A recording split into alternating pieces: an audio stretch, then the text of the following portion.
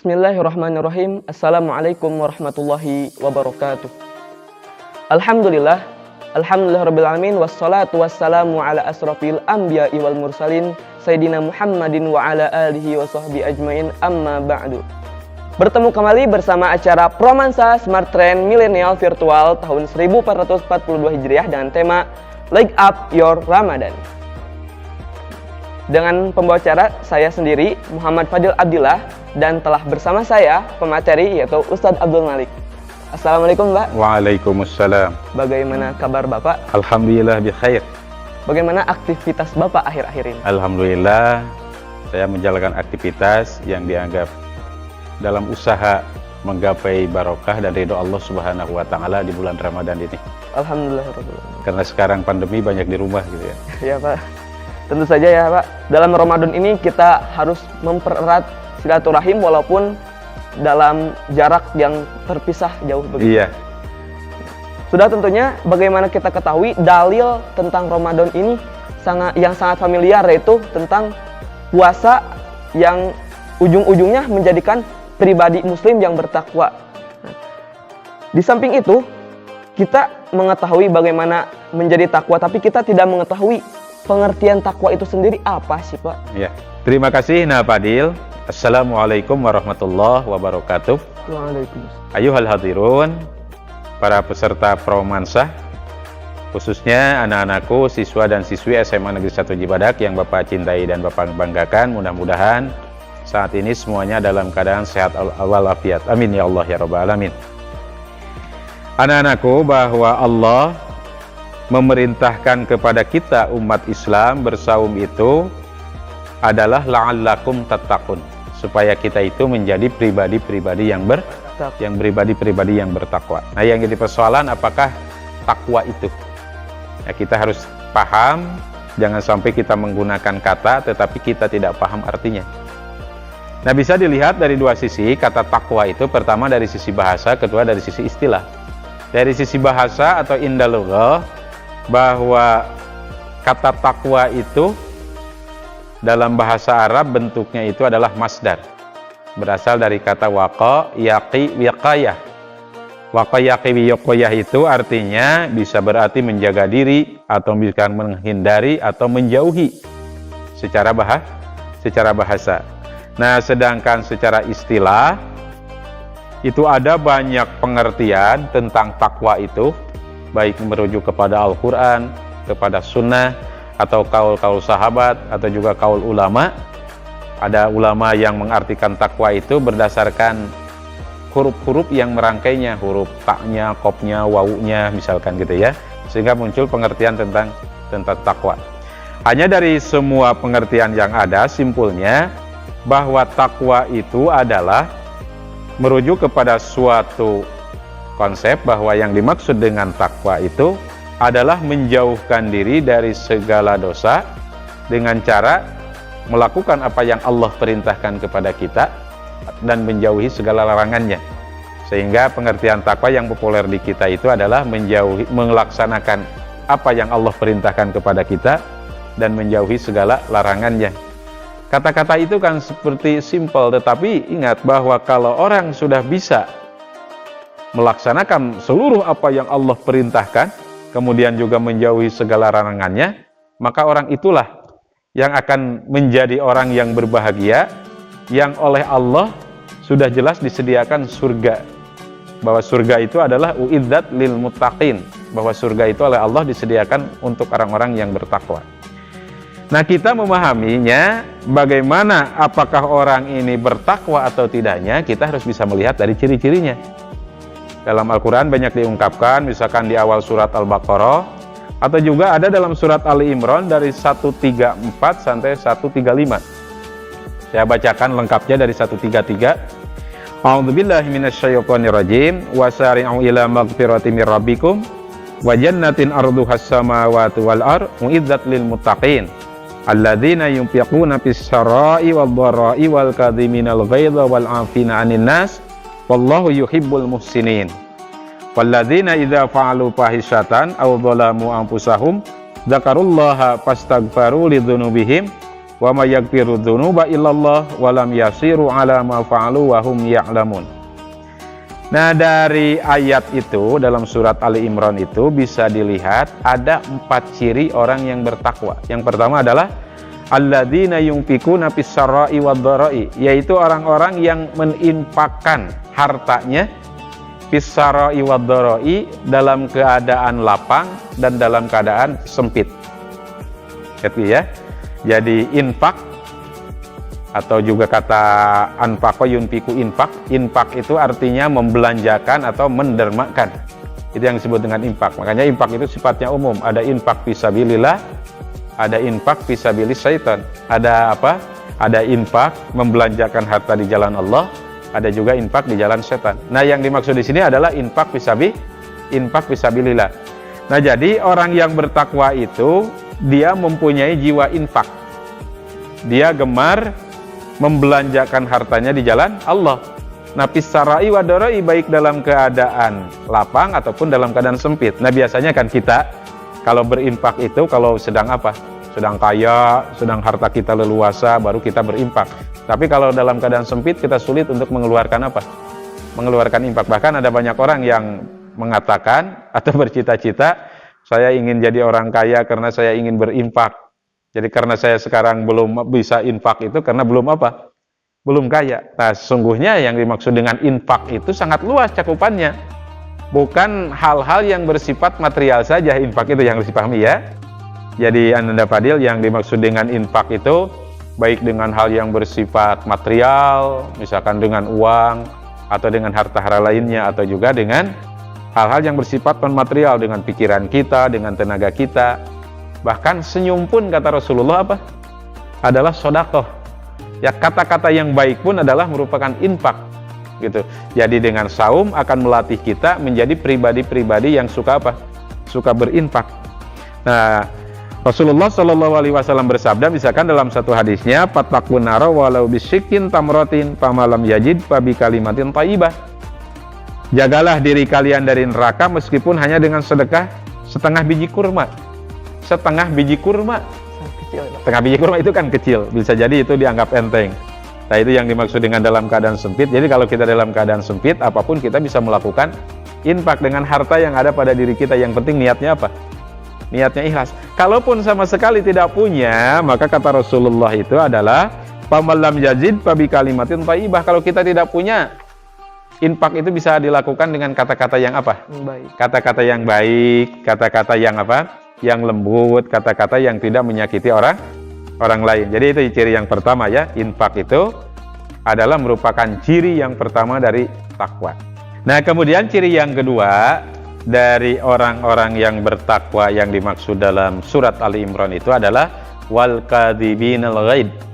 Artinya adalah orang yang bisa apa? Bisa menahan marah. Bisa menahan marah. Nah, dalam ajaran Islam, kondisi marah itu mendapat perhatian banyak hadis yang menjelaskan tentang apa? Tentang marah. Sehingga ada seorang yang datang kepada Rasulullah minta dinasehati dalam sebuah hadis yang diriwayatkan oleh Abu Hurairah, anna rajulan qala li Nabi sallallahu alaihi wasallam ausini. Jadi ada seorang laki-laki datang kepada Rasulullah, ausini, berilah aku wasiat. Maka Rasulullah menjawab, qal la taghdab. Jangan apa? Jangan. Sederhana kan? Ya. Jadi jangan marah gitu. Karena laki itu mungkin penasaran sehingga faraddada miraran. Kata-kata itu dia apa? Diulang lagi, ya Rasulullah, berilah aku wasiat. Tetap Nabi menjawabnya apa? La taghdab. Ini hadis diriwayatkan Imam Bukhari.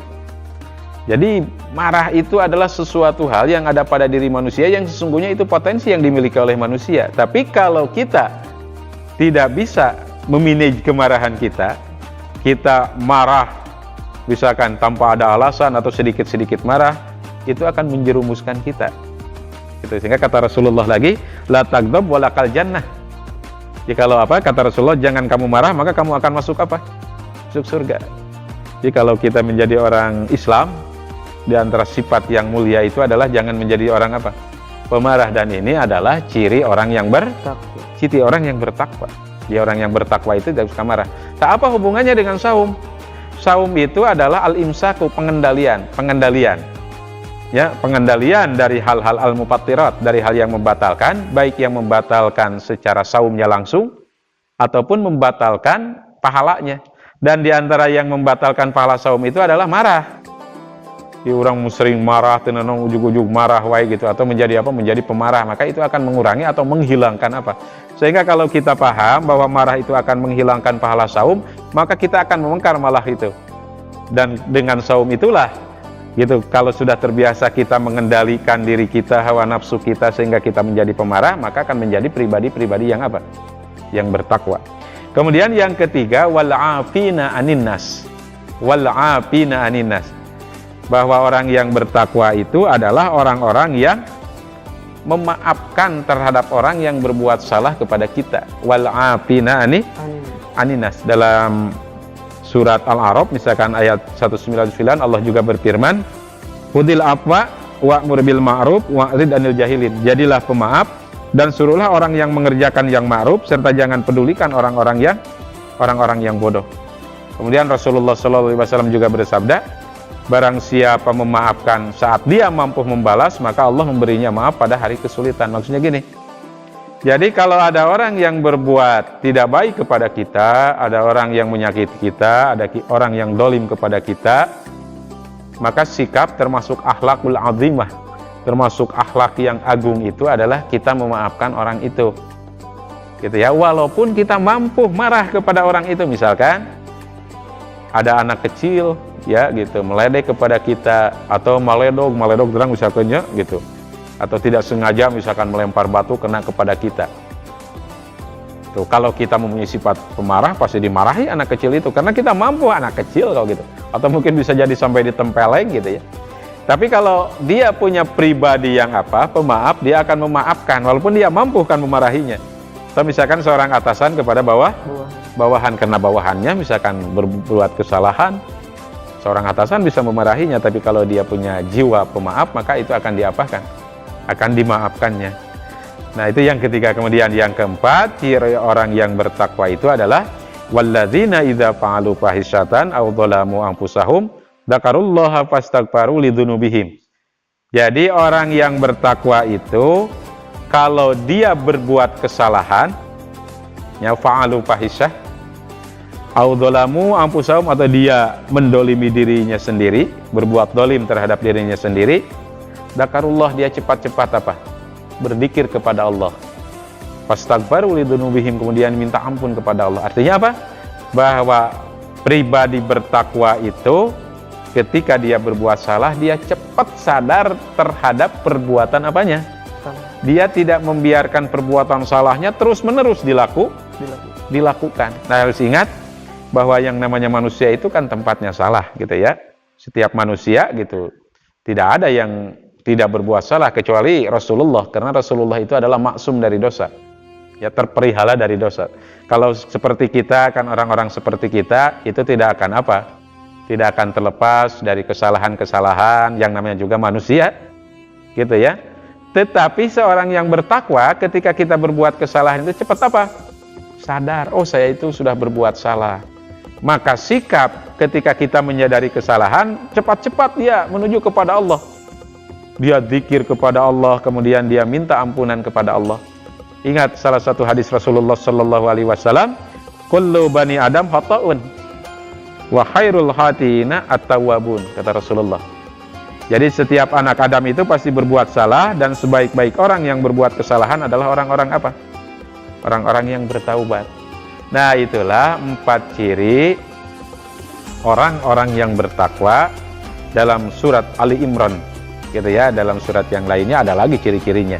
Dan kalau kita lihat bahwa ciri orang yang bertakwa yang ada dalam surat ini adalah semuanya berhubungan dengan masalah kemanusiaan. Jadi dalam langkah hablum minan. Nah, sedangkan dalam ayat lain, dalam surat lain ada ciri takwa yang berhubungan secara vertikal dengan Allah. Ini adalah ciri takwa yang berhubungan dengan sesama manusia. Itu. Nah, Fadil ya gitu, ciri-ciri orang yang bertakwa. Ya. Alhamdulillahirrabbilalamin. Berikut tadi adalah penjelasan dari Ustadz Abdul Malik. Semoga pengertian takwa dan ciri-ciri takwa tersebut menjadikan kita orang-orang yang bertakwa dan berhasil dalam Ramadan tahun ini. Nah, Berikutnya Pak, ada pertanyaan-pertanyaan dari siswa SMAN 1 Cibadak Ya. yang ingin bertanya. Yang pertama dari Geri Rio Putra Permana dari kelas 11 IPA 1. Ya. Ya, pertanyaannya, kenapa bulan Ramadan disebut bulan penuh berkah? Wih, pertanyaan yang bagus sekali. Ramadan ini adalah bulan yang berkah. Itu ada dalam sebuah hadis itu ya. Jadi telah datang kepada kalian bulan yang berkah. Nah, kenapa Ramadan itu disebut bulan yang berkah? Kita harus tahu dulu apa itu berkah, barokah. Barokah itu menurut ulama adalah ziyadah fil khair, bertambah-tambah kebaikan. Jadi banyak kebaikan. Itu namanya tiap hari kita bertambah kebaikan. Maka yang disebut dengan umur berkah, misalkan umurnya digunakan dalam kebaikan. Nah, Ramadan disebut bulan keberkahan itu karena banyak mengandung nilai-nilai kebaikan di dalamnya. Di antaranya itu, yang pertama, karena pada bulan Ramadan itu Allah menurunkan Al-Quran. Inna anzalnahu fi lailatin mubarakah. Ya, gitu. Firman Allah itu bahwa sesungguhnya kami menurunkannya pada fi lailatin mubarakah, pada malam yang diberkahi. Ya, Al-Quran itu kan pedoman hidup bagi manusia. Kita tidak bisa membayangkan kalau Allah tidak menurunkan Al-Quran. Itu kasih sayang Allah menurunkan Al-Quran kepada manusia sebagai panduan hidup supaya kita itu selamat. Allah sayang kepada kita dengan menurunkan Al-Quran itu. Ya, dan diturunkannya pada bulan Ramadan. Sehingga karena diturunkan pada bulan Ramadan, pilailan barokah, sehingga bulan Ramadan juga ikut apa? Berkahnya tambah baiknya gitu ya, dengan diturunkannya apa? Dengan diturunkannya Al-Quran. Ya, Ramadan itu disebut Syahrul Quran. Maka bagi kita itu ya, bagi umat Islam, di antara aktivitas amaliyah Ramadan itu banyak membaca apa? Banyak membaca atau tadarus Al-Quran atau mudarosah Al-Quran. Kemudian yang kedua, kenapa disebut berkah juga? Karena banyak nilai kebaikan di dalam bulan Ramadan. Misalkan Allah membuka pintu maghfirah, pintu tobat, pintu ampunan kepada kita. Sehingga di bulan Ramadan itu ada panggilan khusus kepada Allah itu. Itu Allahumma innaka afun tuhibul afwa fa'fu anni. Itu panggilan khusus yang apa oleh Rasulullah diamalkan pada bulan apa? Pada bulan Ramadan. Jadi Allah membuka pintu ampunan kepada kita. Makanya bagi kita harus banyak tobat di bulan Ramadan. Gitu ya, sebab Allah sedang membuka pintu maghfirahnya. Ya. Kemudian juga Allah melipat gandakan pahala. Ya, bulan Ramadan itu adalah bulan pahala. Misalkan kalau kita sholat, membaca Al-Quran dan lain-lainnya, nilainya itu, pahalanya di mata Allah itu berbeda dengan bulan-bulan yang lainnya. Sehingga bagi para pemburu pahala, bulan Ramadan ini dijadikan kesempatan. Nah, ingat kalau zaman ini dalam apa? Dalam cerita pada zaman sahabat atau pada zaman Nabi itu mungkin kondisinya berbeda sekarang. Karena Ramadan itu adalah bulan pahala, bulan maghfirah, bulan rahmah, bulan ampunan gitu ya. Keberkahannya luar biasa. Sehingga zaman Rasulullah atau zaman sahabat, di bulan Ramadan ini masjid itu penuh, apalagi di 10 hari terakhir, sebab banyak digunakan untuk apa? Iktikaf. Gitu ya. Kalau sekarang pasar apa? Sepi. Kondisinya berbalik dengan sekarang. Kalau bulan puasa atau menjelang Ramadan, menjelang Lebaran, apalagi yang penuh di kita apa? Pasar, masjid apa? Sepi. Sebab kesadarannya gitu ya. Padahal Ramadan itu pintu apa? Pintu maghfirah, pintu berkah itu dibuka oleh Allah Subhanahu wa taala. Bahkan ada satu malam yang nilainya kalau kita beribadah itu melebihi 1000 bulan, yang disebut malam Lailatul Qadar. Itu kan berkah kepada kita, berkah kepada umat Nabi Muhammad. Maka manfaatkanlah bulan Ramadan, bulan berkah ini bagi kita. Untuk apa? Mengejar ampunan Allah, untuk apa? Mengumpulkan pahala kita, gitu. Kita alhamdulillah oleh Allah diberi umur bisa melaksanakan saum di bulan Ramadan ini. Itu ya yang dimaksud dengan bulan berkah. Ada lagi hal-hal yang lainnya, nah di antaranya itu ya. Gitu. Nah, begitu Pak. Penjelasan dari jawaban dari pertanyaan Giri Rio Putra Permana kelas 12 IPA 1. Nah, selanjutnya untuk closing statement Pak, mohon untuk memberikan closing statement pada acara kita kali ini. Ya, terima kasih Ina Fadil. Kemudian juga kepada panitia yang telah memberikan waktu kepada saya. Anak-anakku, siswa-siswi SMA Negeri 1 Cibadak yang Bapak cintai, peserta Romansah. sebagai akhir dari apa yang Bapak sampaikan, kita harus paham bahwa amal yang dinilai oleh Allah itu ketika amal itu pertama diniatkan secara ikhlas, yang kedua prakteknya juga merujuk kepada apa yang telah ditentukan oleh syara. Di antaranya adalah apa yang dicontohkan oleh Rasulullah, termasuk juga ibadah saum. Oleh karena itu, Bapak mengajak, marilah kita dalami lagi tentang fikih saum, tentang tata cara saum yang benar, supaya saum kita ini bernilai ibadah diterima oleh Allah Subhanahu wa Ta'ala. Dan pada akhirnya saum yang kita lakukan ini sesuai dengan harapan yang menyuruh saumnya kepada kita, la'allakum tattaqun. Jadi kita melaksanakan saum itu gitu ya, ketika melaksanakan saum selama sebulan penuh dan kita keluar dari bulan Ramadan ini, kita akan menjadi pribadi-pribadi yang bertakwa. Misalkan tadi yang disebutkan dalam surat apa? Dalam surat Ali Imran, bahwa mudah-mudahan dengan saum ini nanti kita akan menjadi pribadi-pribadi yang berinfak. Ingat, infak itu adalah mental. Bukan persoalan kita banyak atau tidak banyak harta atau uang. Kalau ada orang yang banyak uangnya, kalau dia tidak punya mental infak, dia tidak akan berinfak. Tapi kalau dia punya mental infak, walaupun dalam keadaan sempit, iddaroi, maka kita akan apa? Gitu ya, dengan apa yang kita miliki, apa yang kita mampu. Itu satu.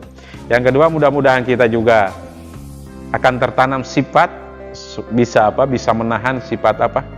Sifat marah kita. Sebab marah itu bisa menjerumuskan kita, bisa mencelakakan kita. Orang yang bisa mengendalikan marah adalah orang yang bisa mengembalikan emosinya. Dia yang akan selamat itu.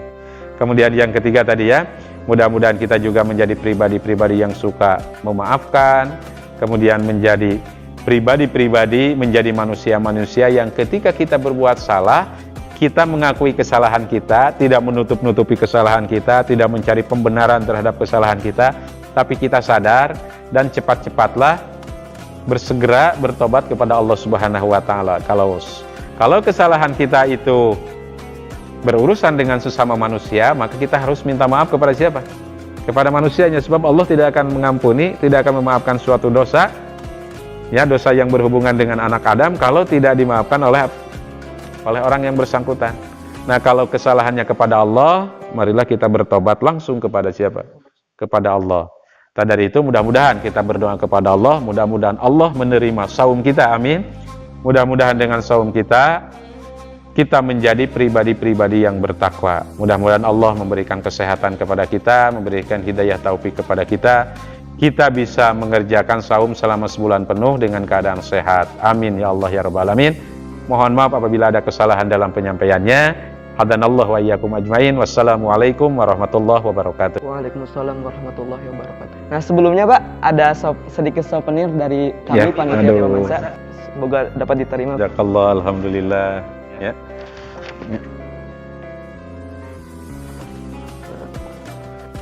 Sekian yang dapat saya sampaikan selaku pembawa acara. Mohon maaf atas segala kesalahan, karena kesalahan itu ada pribadi saya dan segala kelancaran adalah milik Allah Subhanahu wa Ta'ala. Terima kasih. Wassalamualaikum warahmatullahi wabarakatuh.